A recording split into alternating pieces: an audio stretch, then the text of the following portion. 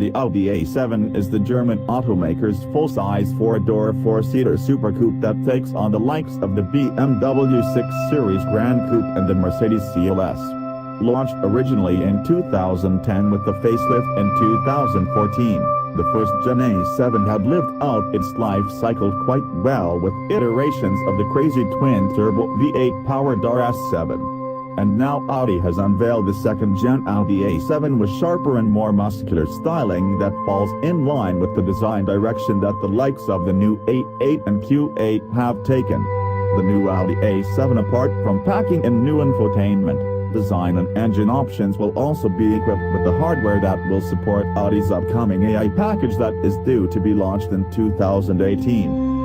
In terms of design, the new A7 is still unmistakable an A7 with the pronounced coupe-like design.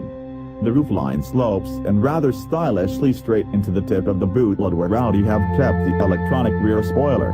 The front end is now much more pronounced than ever before, with Audi's new single-frame grille design and two large intakes on either side of the sculpted bumper. The lighting on the car, though, is where the A7 really looks very cool, just like the larger A8 luxury sedan. All the lights on the car are the new HD matrix LED, and the headlamps itself are Audi's laser lights. The front lights get a very new and very aggressive design pattern that looks extremely detailed.